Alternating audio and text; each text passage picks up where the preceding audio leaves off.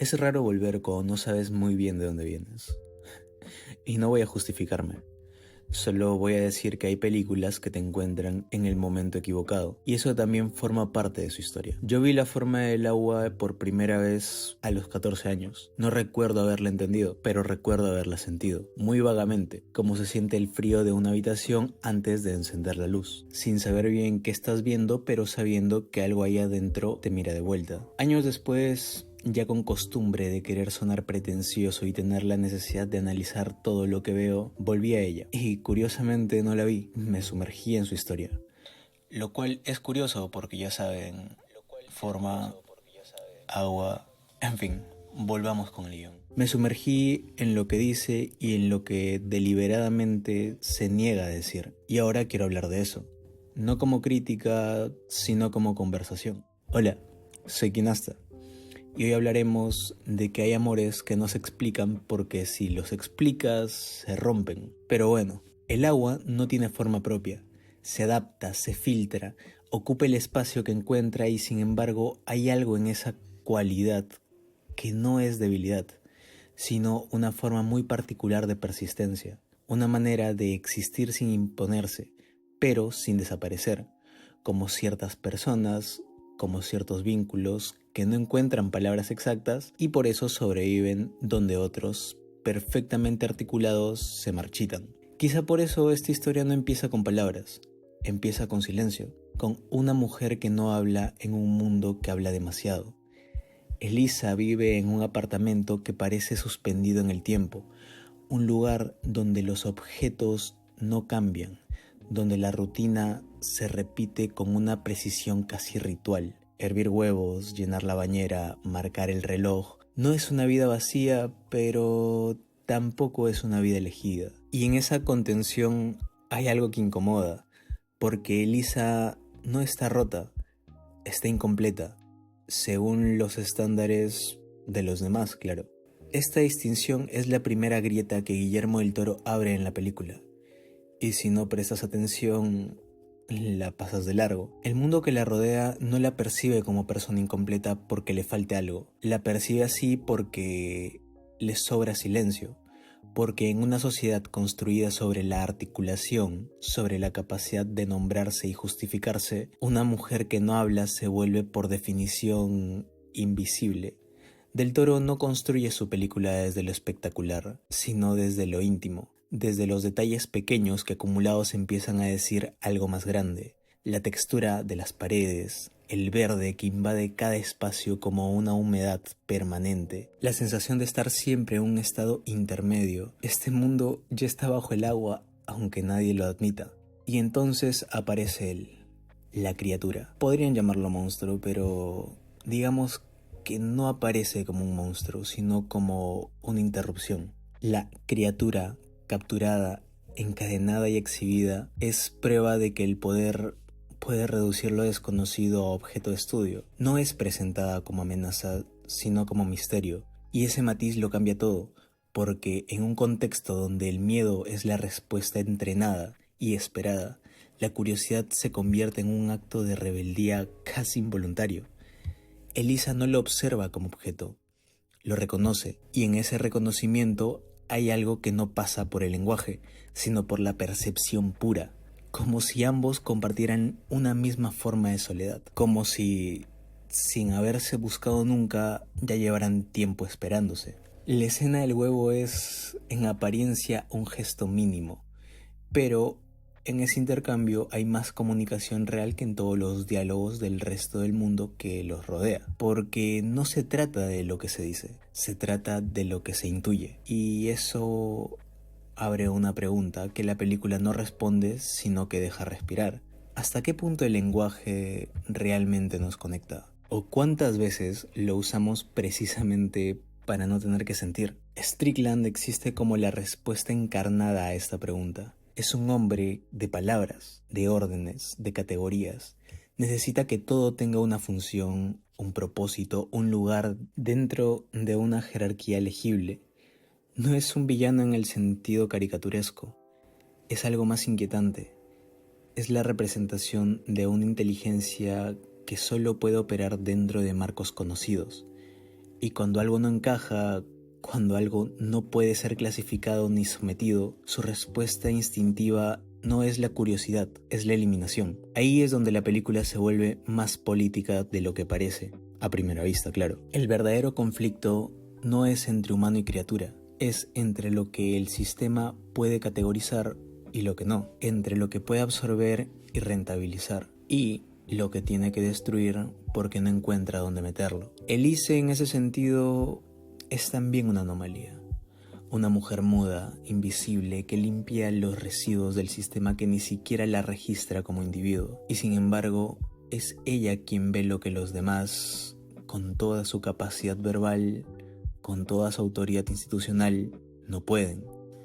No porque sea especial en el sentido heroico, sino porque no está saturada de certezas, porque el silencio a veces es la única forma que queda de escuchar. La relación que se construye entre Elisa y la criatura no es inmediata, no es idealizada, es progresiva, hecha de gestos, de repeticiones, de confianza acumulada en pequeñas acciones, como si el amor en este caso específico no fuera una explosión, sino una filtración. Y acá volvemos con los chistes de mierda, que ya saben, forma, agua. Bueno, mejor sigamos. Algo que se cuela despacio, por los resquicios, hasta que ya no puedes separarlo de ti. Hay un momento donde la fantasía irrumpe de forma explícita. El número musical en blanco y negro, donde Elisa, que no puede hablar, canta, no porque mágicamente haya recuperado la voz, sino porque la película cambia de lenguaje y decide lo que nace cuando las palabras sobran. Es un instante que rompe la lógica narrativa para ser más honesto emocionalmente, y esa es tal vez la decisión más valiente de toda la obra. Reconocer que hay verdades que solo se pueden decir cuando dejamos de intentar decirlas literalmente, y entre todas estas verdades, el amor quizás es una de ellas. Pero este amor no es un amor limpio, no es cómodo, no es socialmente aceptable. Y ahí radica su fuerza, porque lo que la película está cuestionando no es si el vínculo entre Elisa y la criatura es correcto, según algún criterio moral externo. La pregunta es más radical que eso. ¿Quién decide qué es lo correcto? ¿Qué legitimidad tiene un sistema para declarar invisible una conexión que él mismo es incapaz de comprender? La criatura no es humanizada en el sentido convencional. No aprende a hablar, no se adapta, no pide perdón por ser diferente. Permanece en su alteridad, en su completa otredad, y aún así genera ternura, conexión, algo que se parece peligrosamente a la redención, lo cual plantea algo que incomoda de forma productiva. Tal vez no necesitamos que el otro sea como nosotros para amarlo.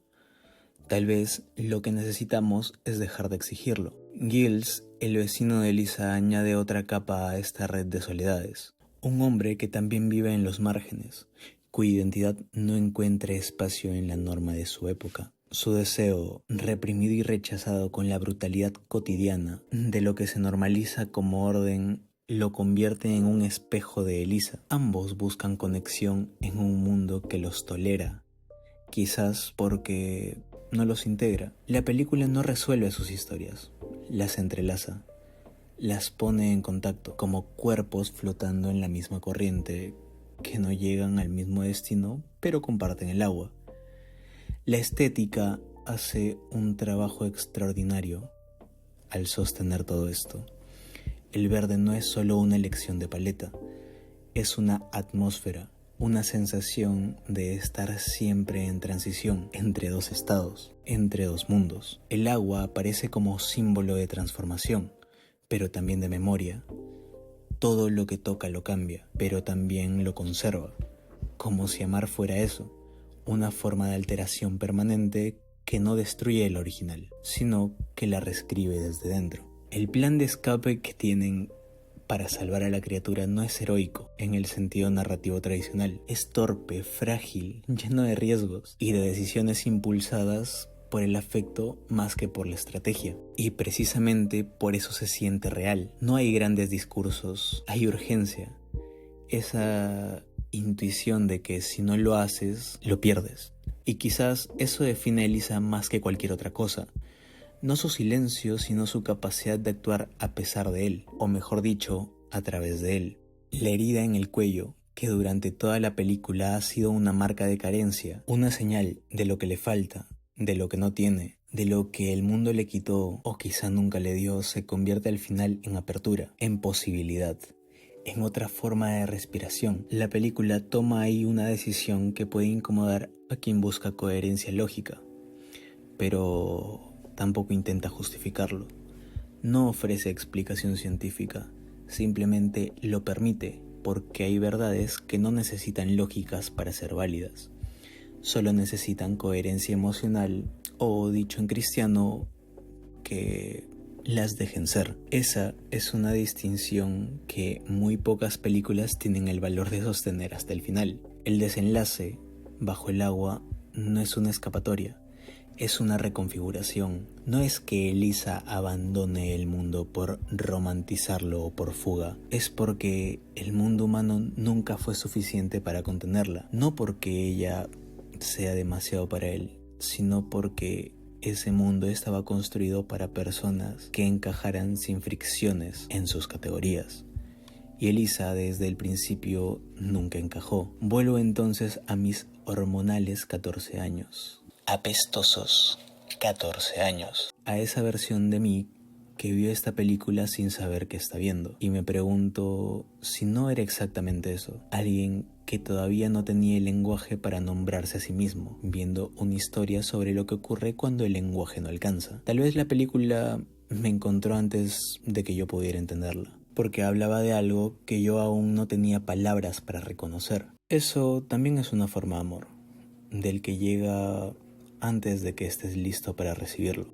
Creo. La forma del agua no es una historia sobre aprender a aceptar lo diferente. Eso sería demasiado simple, demasiado consolador, demasiado fácil de colgar en una pared. Es una historia sobre reconocer que la diferencia no está afuera, que está en todos, y que la normalidad es solo una ilusión sostenida colectivamente por el miedo a no encajar, que el verdadero acto de rebeldía no siempre es gritar. A veces es solo sentir sin pedir permiso, sin traducirlo para los demás, sin intentar hacerlo entendible para quien no quiera entender. Pero bueno, al final de todo, la forma del agua me termina llevando a una línea de Borges, en su cuento El jardín de los senderos que se bifurcan, y que no puedo evitar traer aquí, aunque Del Toro nunca la cite. El tiempo se bifurca perpetuamente hacia futuros innumerables. La menciono porque la película de alguna manera vive en esa idea. Elisa existe en una bifurcación, la criatura existe en una bifurcación. El amor entre ellos es exactamente el camino que el sistema no calculó, el futuro que ningún manual contemplaba. Por eso el agua sigue siendo el símbolo más preciso de todo esto. No porque sea suave, no porque ceda, sino porque con el tiempo suficiente y sin que nadie lo note, atraviesa todo, incluso lo que parecía inamovible, incluso lo que el mundo había decidido que era permanente. Especialmente eso. Soy quinasta y tal vez el amor no necesita forma, solo el valor de desbordarse en un mundo que lleva años construyendo diques para contenerlo.